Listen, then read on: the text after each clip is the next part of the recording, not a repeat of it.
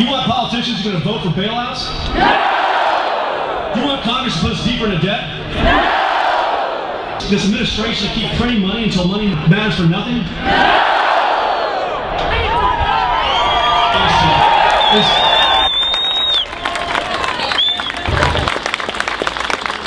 I will just say a couple different things. I want to say, one, thank you all for being here. There was a gathering here at the same spot just a couple weeks ago with a group of teachers, a group of higher ed folks that have been enlisted by their respective institutions telling me to take the stimulus, and that group was a whole lot smaller than this group.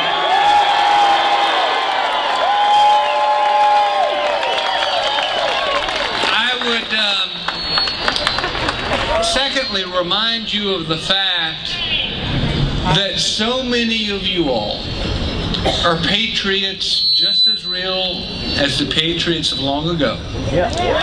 Because the undoing of every civilization across the passage of time has been a proclivity of civilizations to spin their way into oblivion.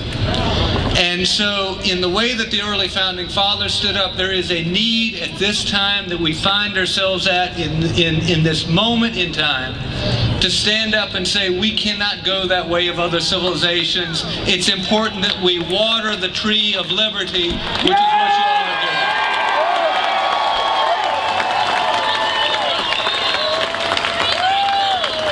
In fact, it was in colonial times that each of the 13 colonies actually picked what they called the Liberty Tree. And the Liberty Tree was a rallying point wherein early patriots would come together, gather, and talk about this theme of liberty, talking about pushing against tyranny, talking about their belief in this larger thing called freedom and no taxation without representation. The tree in South Carolina happened to be down in Charleston. And when the British took Charleston, they so hated that Liberty Tree that they not only cut it down, but they burned its roots, they picked at it, they hacked at it, they tried to create the image that it had never existed. And yet there was a judge down in Charleston, Judge William Johnson, who after the British were eventually forced out, he went to where that tree had once stood, and he dug down, and what he found were the sprouts of growth. And what he found was a piece of that root, and he cut that root out, and he made the tops of several of these into the tops of a walking cane, one of which he later presented to Thomas Jefferson. And the point I guess I'm trying to make here is that tree of liberty indeed is what has made this country great. It is indeed that which we always have to look to water and to strengthen, and it is strengthened by y'all standing up as you are. And so I guess I got a couple of questions on where we go from here in sprinkling to our liberty tree, which is one, do you think it's a good idea to add $1 trillion of national debt to the national debt this year? Do you want to raise taxes this year to pay for that national debt? Do you think it's wise for government to spend more and borrow more than it ever has in years past? Do you think it's wise for government to bail out big autos and big insurance and big banks and big state governments? Well, since we agree on those things, I just want to leave you with a couple of different ideas. One, since we agree on those things, could we do what Cal Thomas talked about in the paper today, which is to say, not a penny more. Not a penny more until big state government has cleaned up and reformed its ways, till big autos have reformed their ways, till big banks have reformed their ways, because those reformation of ways are in fact what individuals and small businesses are doing across this state and across this country every single day. I would say, can we use this tax day as a rallying cry for changing the way that business is done? Can we use this tax day as a wake-up time and a wake-up call to remind Americans that a problem that was created by too much debt will never be solved with yet more debt?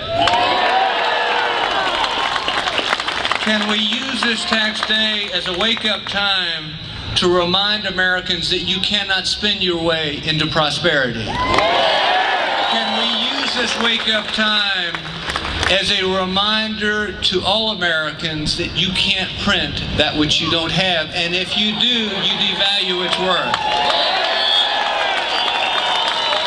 Can we use this tax day as a reminder to remind all Americans that there is no such thing as so-called free money in this world, and that even includes stimulus?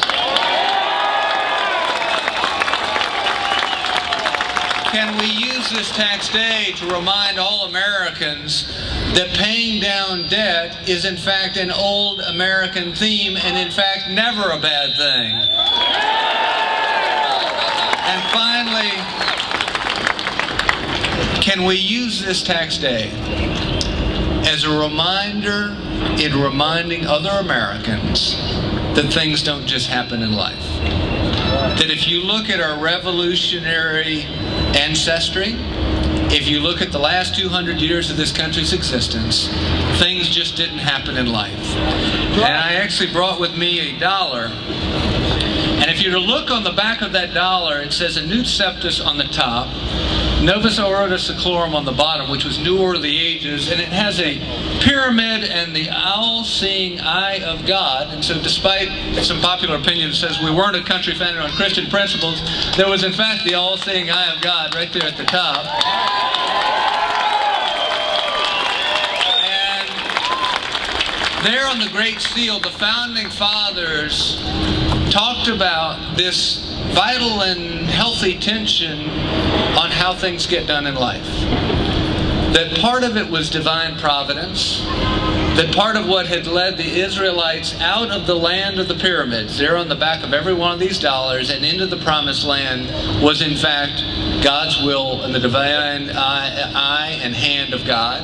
But that the other part was this notion of reason and of hard work, which was why they had a Nunc Septus at the top, which was that God approves our undertakings.